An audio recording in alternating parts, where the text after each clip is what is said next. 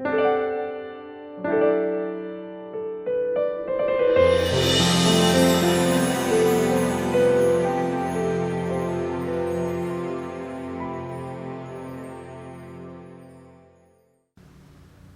know that if we have too much dirt on the body, it would fill up all the skin pores, and then finally it give you bad health. You can't stand it. But if you have those garbage in your mind, don't you think that you need a time to wash them off? Or you don't really care? The choice is up to you. The choice is really up to you. How many people really do care? No, until they really have problems. When they have problems, they just expressed it with their own emotion. They never feel happy. They're frustrated. They're torturing themselves, and they don't even know about it. And this is the time to change. But you need that persistence. You need to do it at least every Saturday morning, rain or shine. Rightly, every Saturday morning, rain or shine. We come here and it helps. But Buddhism is not just meditation, It's one of the techniques to understand the teaching of the Buddha. And it takes time. It takes time to change yourself. It's now the time.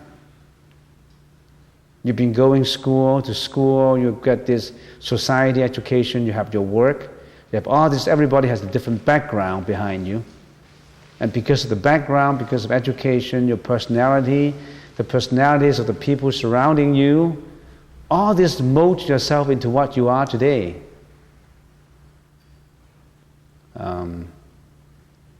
We don't know who you are. We don't know what kind of suffering you have to go through, what kind of happiness you have. But we all know that finally there is aging, sickness, death, suffering arising from departure of loved ones, suffering arising from living with hated ones, suffering arising from interaction between you and your family members and all those members of the society and all those colleagues at work, suffering arising from failures of your businesses, or you name them. Let's deal with them bit by bit. Suffering arising from sickness.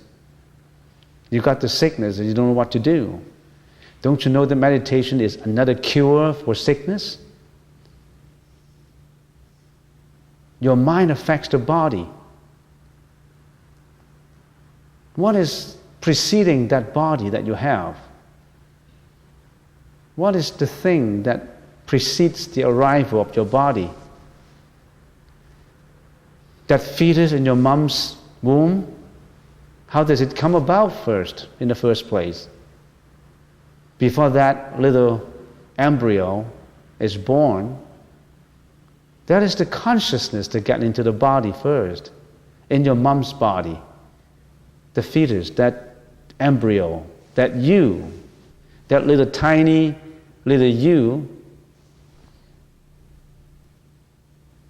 it does not come with material, How can material enter your mom's body?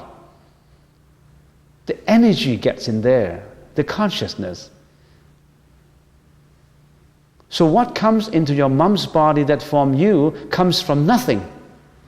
Comes from something that you can't see, you can't feel, you can't touch. So the thing that you can't see, you can't feel, you can't touch, that consciousness, that energy is you, and that's the predominant part of your body and mind. And later it forms your body and your mind. And once you get out to the world, that fetus is cut off by the doctor. Your first cry into the world when you were born, you were cut off. That kind of consciousness was blocked off. In meditation, you revive that consciousness. If that consciousness works, your health, you become more healthy because you get blocked off at birth.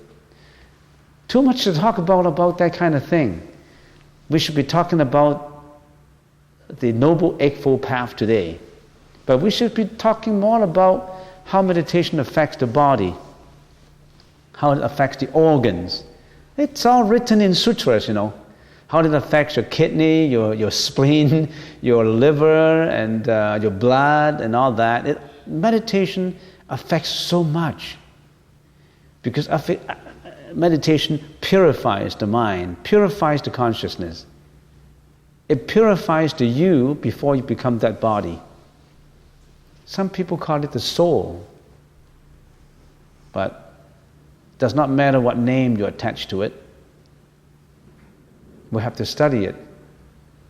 And some people call it the spirituality of you. The divine connection between you and something. I don't know what the name of that thing. But anyway, that's beside what we're talking today. My point is, you have to do it at least once every Saturday. Even if you do it at home, you don't have that group vibration. So it's advisable to make it a point that you do it every Saturday. It's good for you. Anyway, let's get back to what we should be talking about today. We've been spending a lot of series of Dharma Talk on the Four Noble Truths, the very basic concept of philosophical concept of Buddhism, the Four Noble Truths. And now we're touching on the Eightfold Path. What are the Four Noble Truths? The Four Noble Truths, let's just very briefly mention it.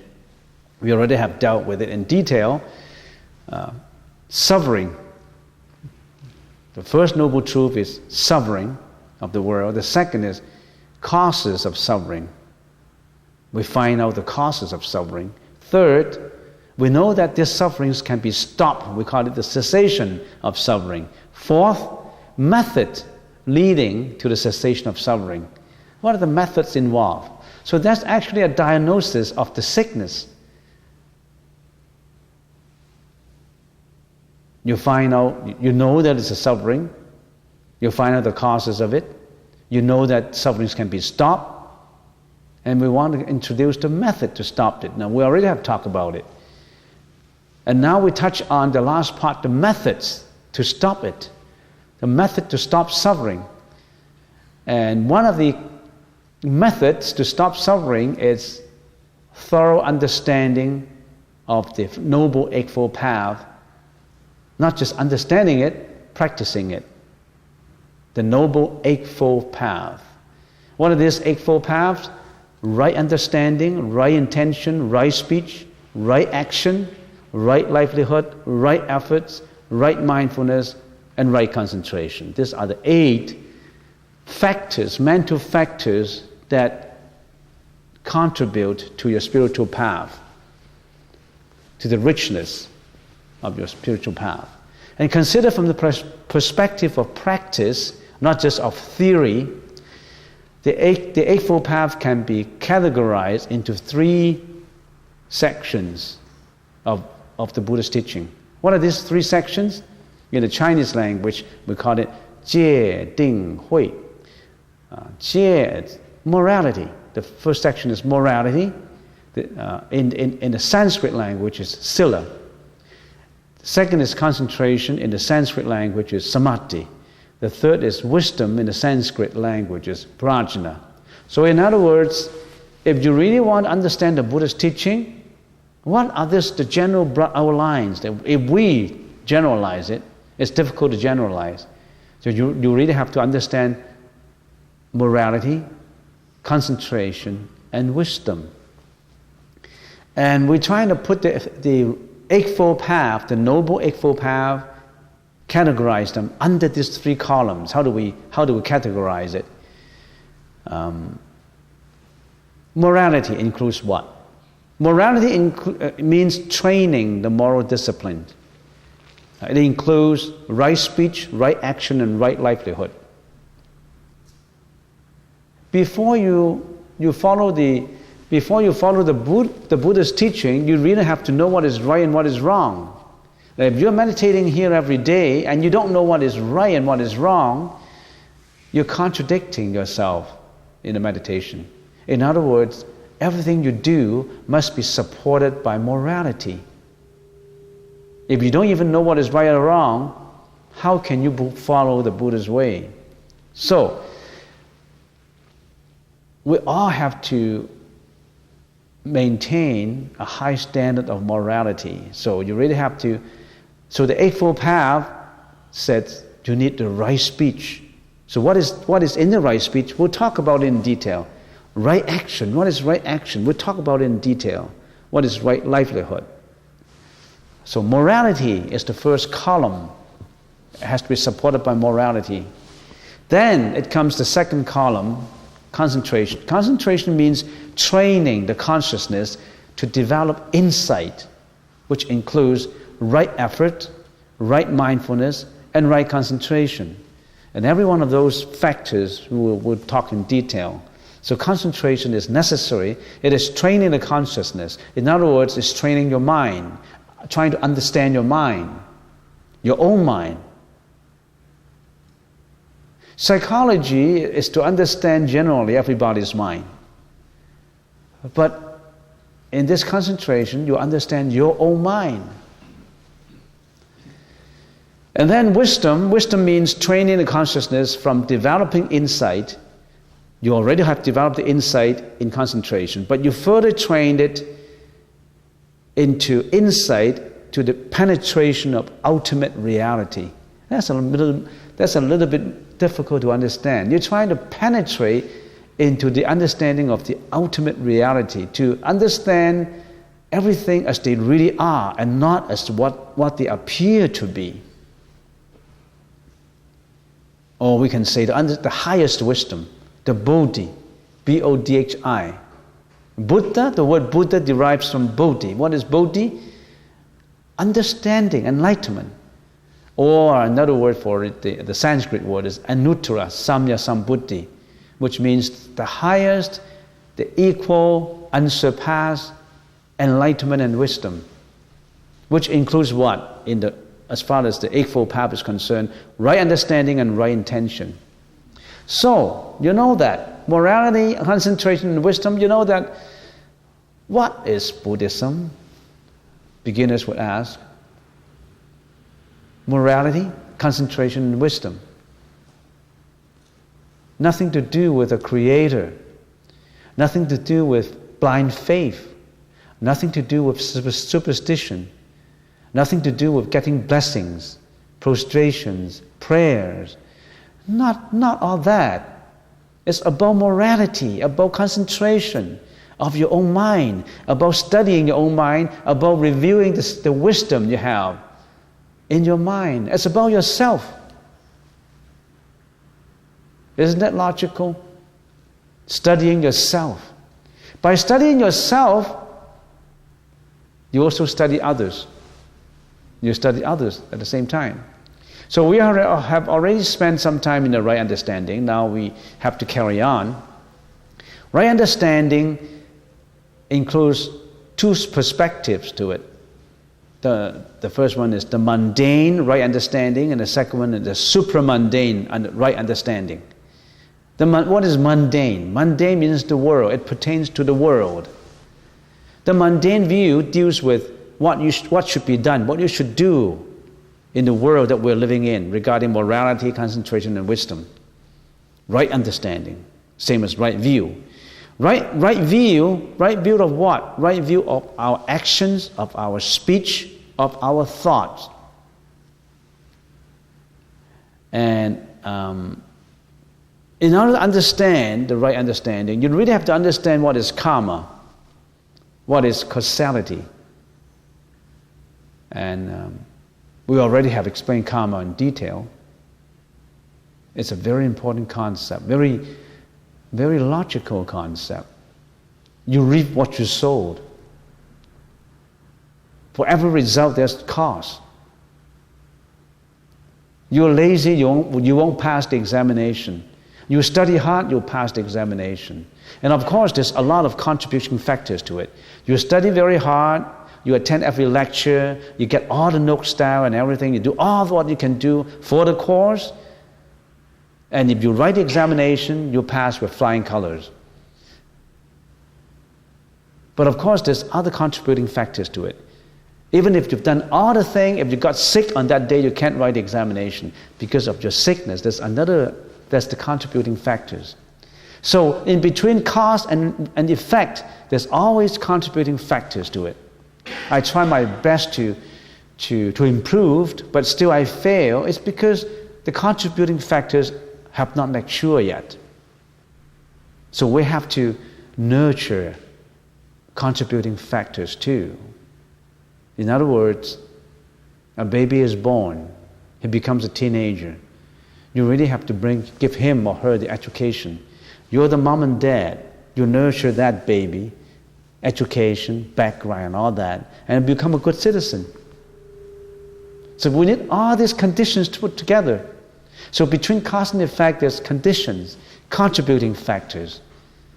You're going to nurture those factors. Given that you have the nurturing of factors, good cause, good effect will ripen. Good effects will come out. On the other hand, bad cause will give bad effects. So, how does that help us in daily life? If everybody knows karma, everybody will be successful in what he's doing. Everybody will resolve problems because we know that wholesome cause will bring wholesome result, unwholesome cause will bring unwholesome result. Then you will stay away from bad deeds and do good deeds. So some people ask, what is Buddhism? It can be as simple as the following lines. Buddhism is to stay away from bad deeds, do good deeds, purify your mind, and that's Buddhism. There's no such thing as God in there, Creator in there, no.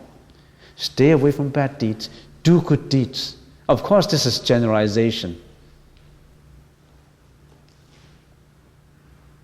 The God is in you, right there. There is. There's a name, whatever name you want to call it. The Buddha is in you. The God is in you. Did you find it? You don't have to find it. It's already there. Everybody in Alberta is looking for oil. They say, I found oil. No, even before you find it, it's already there. The oil is always underground. It does not matter whether you find it or not. It's a misnomer, it's a misname to call it, I found the oil. No, it's already there. You extracted it by using other means. And now what we've been doing is we use meditation to extract that oil of spirituality, that oil of holiness, that oil of divinity. Are you interested in extracting that oil? Or you don't really care? A lot of people don't care. Even if you don't care, you still live like that. Breakfast, lunch, dinner, work. Every day doing the same thing. You lose your spirituality. You lose your real self. You enhance your ego. You enhance your selfishness. You enhance your problem. You're torturing yourself. Until one day, ocean view. You know what is ocean view? That's the final rest. Don't laugh.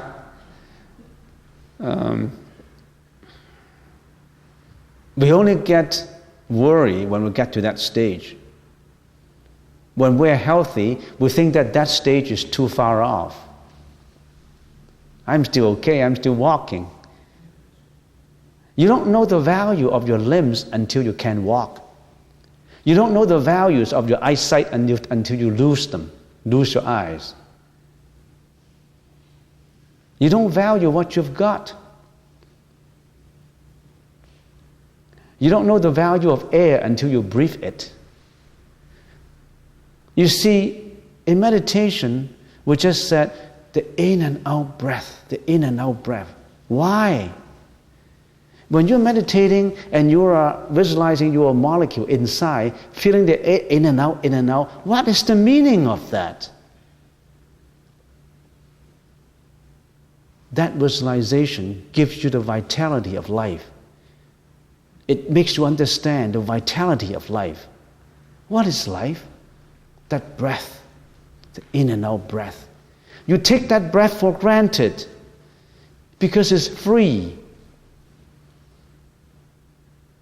If BC starts to charge for air, give you the bill every month, you worry about it. It is $150 for every cubic inch of air. Then you start to worry about it because it's free. Anyway, get back to the karma. Otherwise, I'll be talking right understanding for the rest of my life. So right understanding, right view, right actions, and right speech. There's wholesome karma and unwholesome karma. Unwholesome karma is action that is morally detrimental to spiritual development and conducive to suffering for yourself and for others. Wholesome karma, on the other hand, is action that is morally helpful to spiritual growth and productive of benefits for yourself and for others. And of course, what is morality? Morality itself is an ambiguous term, but we already have defined it. Anything that is hurting others, that is evil, that is harmful, would be lack of morality. So we don't want to spend the time in discussing the definition of morality. Innumerable instances of wholesome and unwholesome karma can be cited for explanation, but the Buddha selects 10 of each as primary ones, because for action, speech, and thinking, there's so many, innumerable. The Buddha cite 10 for explanation. These he calls the 10 courses of unwholesome and wholesome action. Among the 10, 3 are bodily, 4 are verbal, and 3 are mental. What are these? What are the first 3? The bodily courses of action: destroying life or killing, taking what is not given or stealing, wrong conduct in regard to sense pleasures or sexual misconduct. These are the bodily actions that brings a lot of karma. And how about the 4 verbal? The 4 verbals are lying, slandering, cursing, and double tongue, tale-telling. What are the 3 pertaining to the mind? Greediness, anger, and ignorance.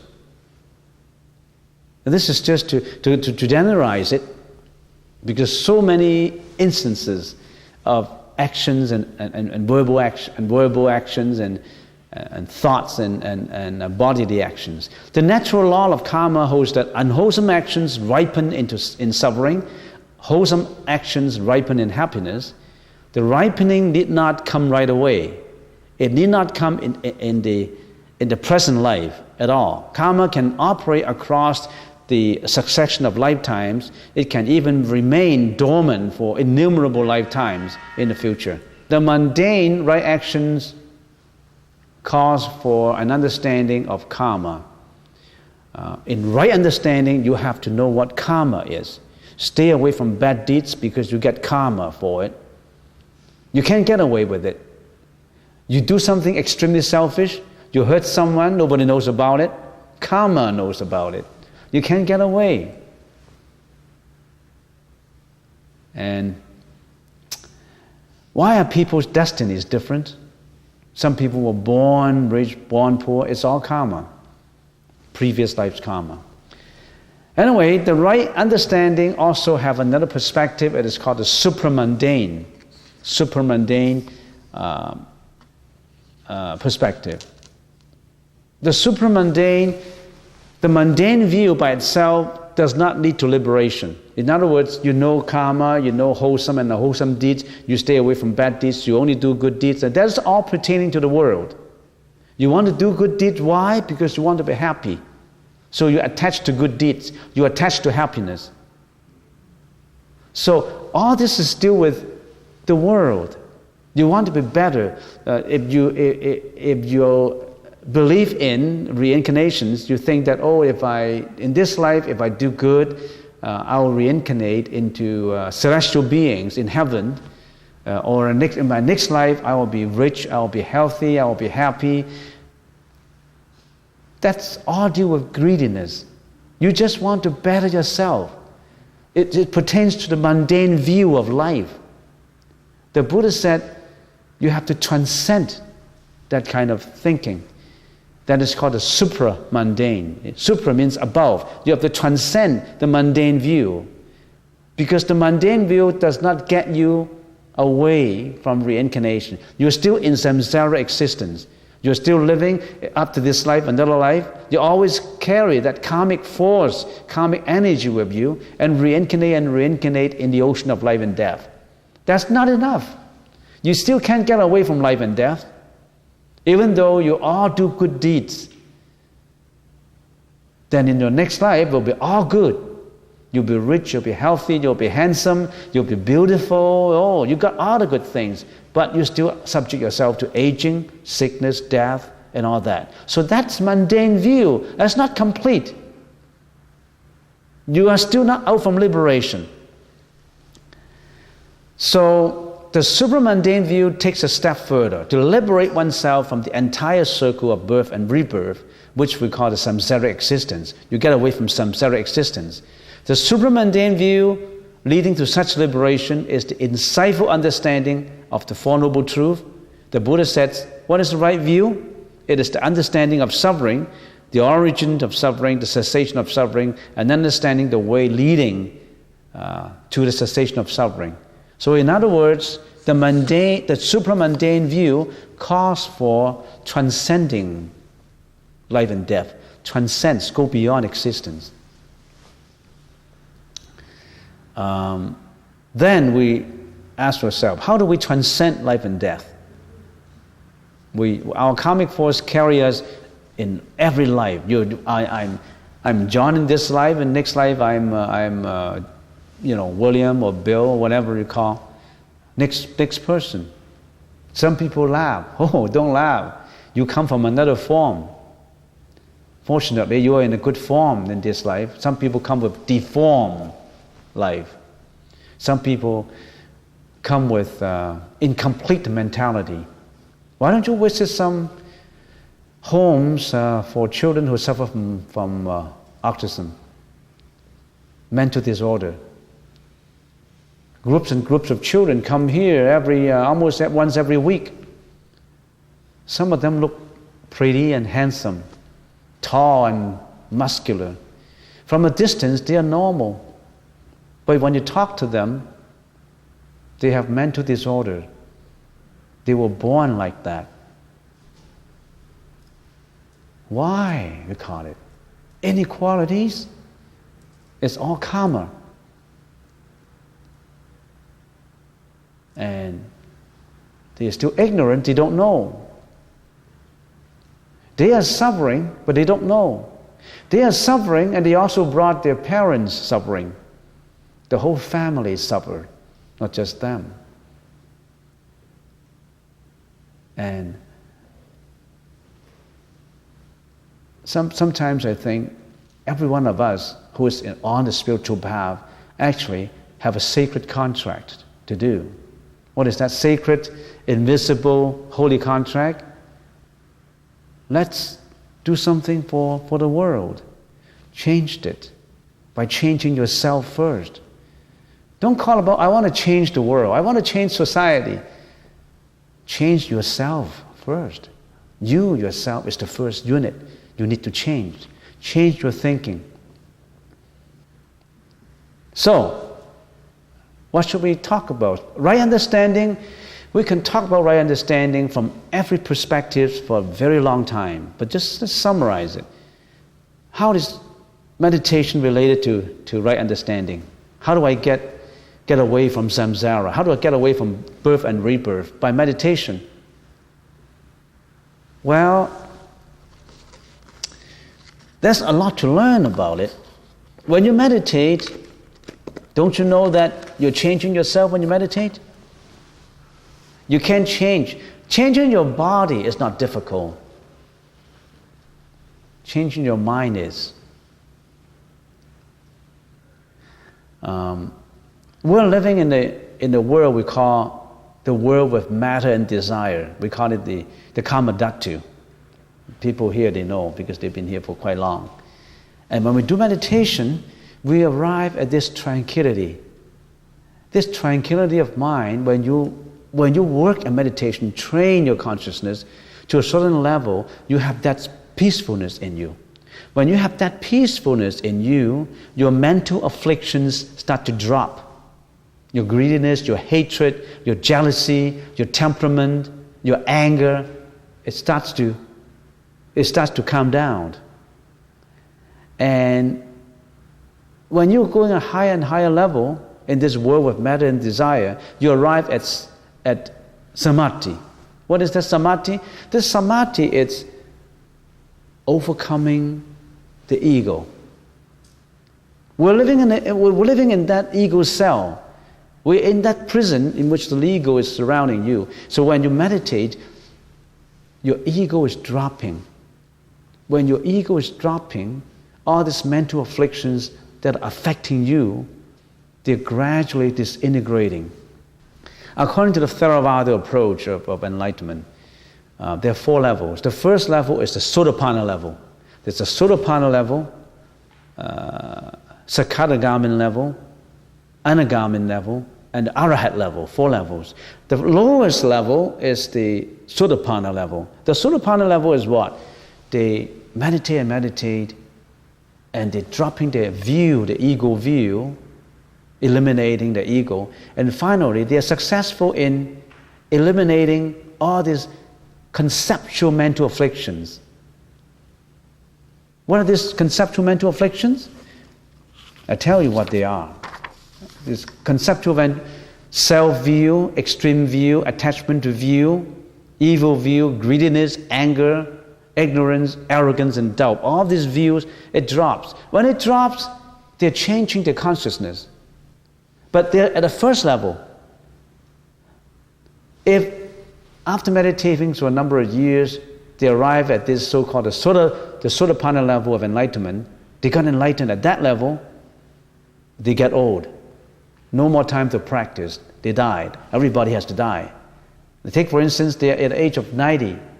They are successful in eliminating all these mental afflictions, and they arrive at the Sotapanna level, and they died.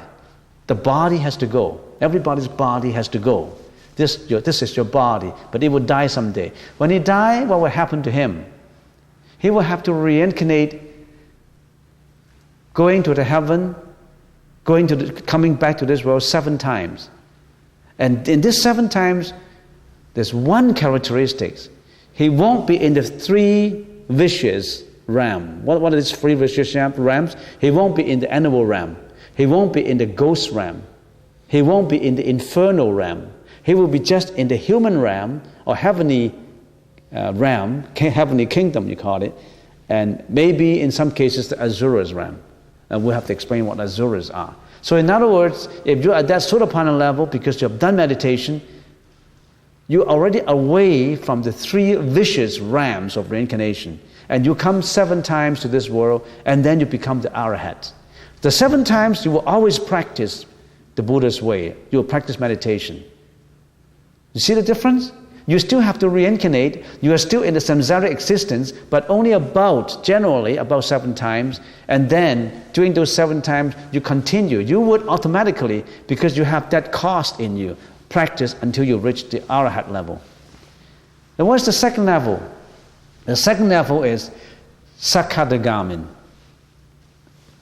Sakadagamin level, or the first level we call it the stream enterer, the first level Sotapanna. Stream enterer is they enter into the stream of holiness. the stream of saintness. The second level, the Sakadagamin, is the once returner. So he practiced meditation, he eliminates conceptual mental afflictions and some innate mental afflictions. What are these innate? Innate mental afflictions are difficult to eliminate. They are brought forward from previous lifetime. But they still eliminate some, which is a higher level than the Sotapanna level. They call it the Sakadagamin level, or the once returner. What's the meaning of once returner? They only return to this world and suffer once more, and no more reincarnation for them. Because after one life, they continue to practice and they become the Arhat. See the difference? A higher level now. Once returner. Once return in this world. The other is 7 times. And a higher level is what? Then they go another higher level. The higher level is the Anagamin level. The Anagamin level. The Anagamin level is also called the non-returner. So in other words, he practiced meditation and he died. He's not been successful in being an Arahat. He died and he's not going to return to this world. This world is too bad for him. He will be in the Rupadhatu level, which is the higher level. The people who study Rupadhatu level, you know, they are in the celestial heavens level. In there, they practice until they become the Arahat. In heaven, in the heaven, celestial heaven. But heaven is not the final place to go. The people in heaven, they still died. But this Anagamin won't come down to this world of desires and matter. They will be in the world without desire, with matter only. And then in there, they practice until they become the Arahat. That's the third level. For the fourth level, another fourth level, that level is this man practicing meditation. And he's been practicing previous lives, probably. And he was successful in eliminating all mental afflictions, clear of them, fully liberated. The ego is all dropped, fully dropped, completely dropped. No more ego, no more desires, no more greediness, no more ignorance, no more hatred, no more anger. He was successful in doing it in one lifetime. He is the Arahat. He attained Nirvana. The Buddha did that. Buddha Sakyamuni 2,600 years ago, he was the Arahat. He was able to eliminate the ego. No more. So, but he still has the body. He became the Arahat at the age of 39. 30 or 39, I think it's 39. Various sayings, some 39, some say 35, and some say 41. But anyway, he became the Arahat, and he still carried the body around because the time is not ripe for him to leave the world, to pass away. So he spent another 49 years in promoting what he knows and telling people, you can get away from reincarnation. You can get away from suffering. Try this. So that's Buddhism. He's the Arahat. The Arahat has to die out of this body. Because Nirvana, the complete Nirvana has not come. He has achieved Nirvana. But the Pari-Nirvana is when the body is gone. So when he died out of this body, no more body, no more learning, no more body, no more body. This body is bad, you know. This body gets you into trouble. You don't know about it. You love this body so much. This is the target of your loving. You love your body, and some people love other bodies. That's what we call sexual misconduct. You see how people involved in loving? They love their own body and other people's body. And they think that's joyful. And they think that's a happiness. You come to study it. It's impurity. Anyway, I linger on for another 15, 20 minutes now, and it's time to go to lunch. And so I will end at this point.